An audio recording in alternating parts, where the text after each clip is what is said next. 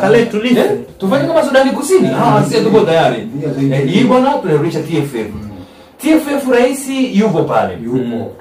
Waris Karia. Ili swala analijua. Toka dabi imeahirishwa mpaka kesho.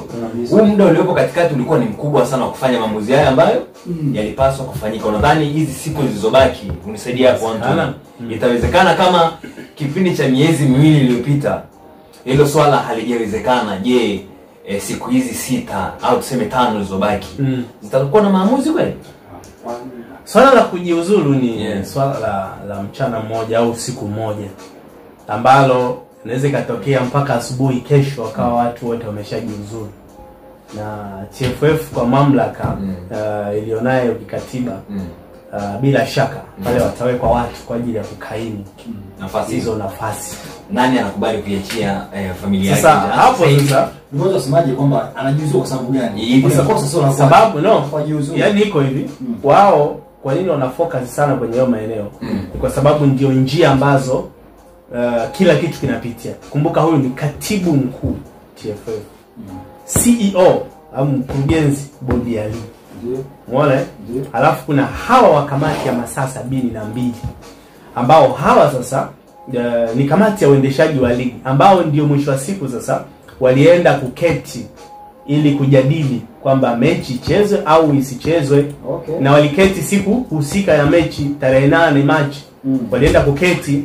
Ndio maana kama kuna double standard. Asubuhi wamehojiwa kwenye media wanasema mechi itakuwepo. Endeleeni kununua tiketi. Walivyoenda kuketi na wengine hao wenye kwenye kamati bodi ya ligi. Umeona? Ndio. Kwa hiyo wanaona kama kwamba hapa katikati hawa watu wasipowajibishwa basi haya mambo yataendelea. Wataharibu soka. Na kitu kingine ambacho kikazungumzwa na Ali Shaban Kamwe akasema wakati wanataka ile ripoti, kwa sababu walisema wanafanya uchunguzi. Kwa sababu unajua taarifa ya TFF ilisema kulikuwa na hadi na harufu ya rushwa kwenye ile sakata mpaka Simba wanashindwa kufanya mazoezi. Kuzuiliwa kuingia uwanjani. Sema kulikuwa na harufu ya rushwa. Sasa kukishakuwa na harufu ya rushwa maana yake swala lishakuwa zito lile. Na hata mkuru ingilia. Mkuru wasogeze pale. Sasa walitaka ile ripoti. Kwenye ripoti ikasemekana kwamba kuna jina la mtu mkubwa. Kiongozi huyo sasa anatajwa. Kiongozi mkubwa. Yupo serikalini hiyo. Sijui. Hata kufahamu ni serikalini. Kijana anazungumza yule. Kijana anasema kuna kiongozi wa vipi leo. Kiongozi mkubwa alipiga simu kwa msimamizi wa uwanja akasema bana usiwaruhusu Simba.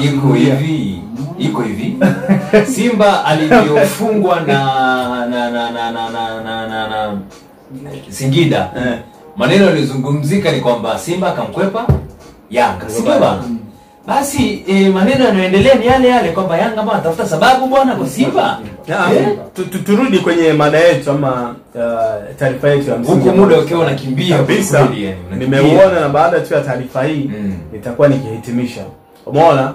Kwa hiyo wakaongezea kusema hicho. Sasa wanasema angalau kwa nini sasa kwenye ripoti ambayo imebeba mambo ya msingi mnashindwa kuitoa kwa uwazi? Kwa sababu inasemekana kuna mtu alipiga simu uwanjani akamwambia yule msimamizi wa uwanja usifungue mageti Simba kuingia.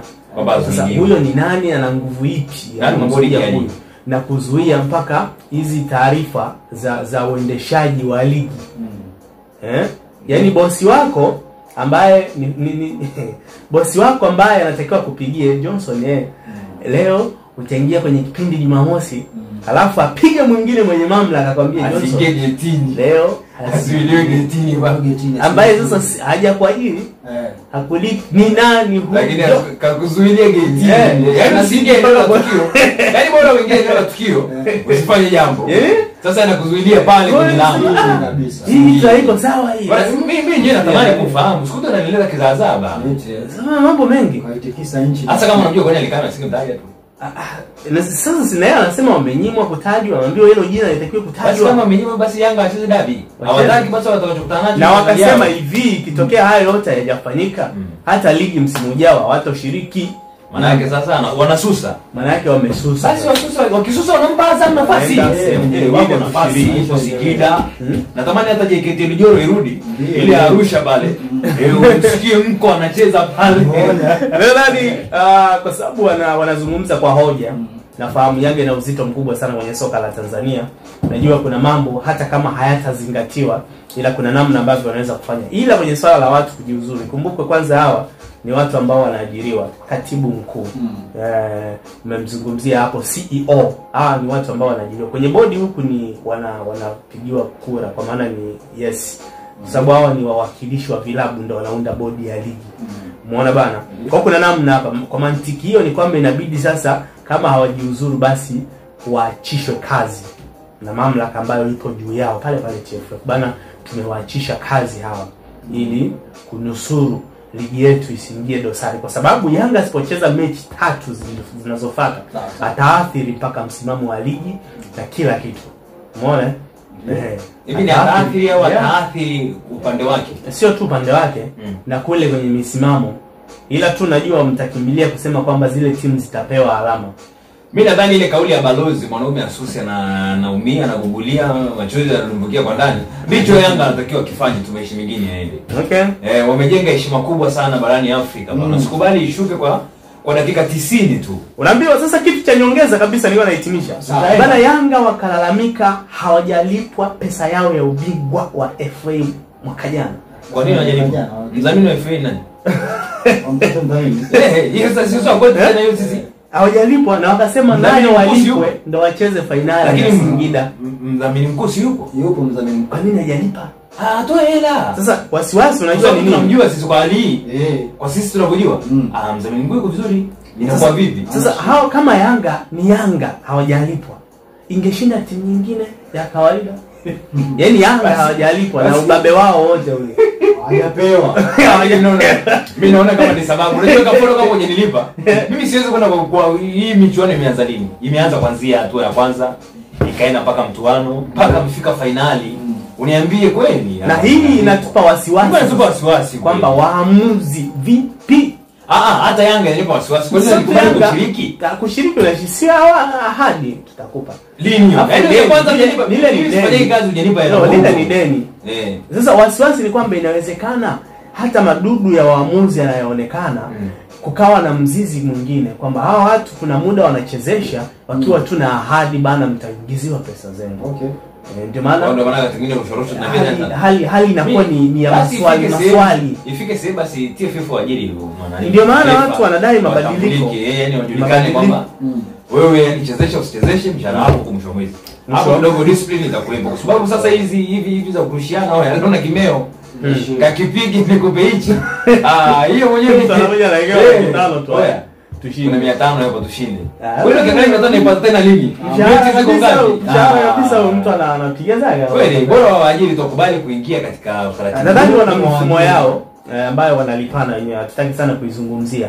Ila hofu na wasiwasi kama bingwa wa CRDB Federation Cup hajapewa pesa yake ya ubingwa mpaka leo, ikiwa ni toka mwaka jana, na anaenda kucheza finali mpaka anatishia kugomea finali alipwe kwanza. Maana yake kuna mambo mengi sana ambayo yapo huku ndani sisi hatuyajui. Kwa hiyo tunasifiana wakati mwingine, lakini kuna madudu mengi sana yapo pale katikati ambayo kimsingi yakifanywa kazi kwa uwazi, huenda sasa hata hii bodi ya ligi itakuwa inafanya kazi kwa uwazi kwamba kitu hakijaenda sawa, kweli hakijaenda sawa. Simba amezingua na wajibishwa, Yanga amezingua na wajibishwa. Lakini sasa hivi unaona Simba ananyamaziwa kwa sababu huenda mambo mengi wanayafahamu ambayo yanafanyika. Si ndio bana?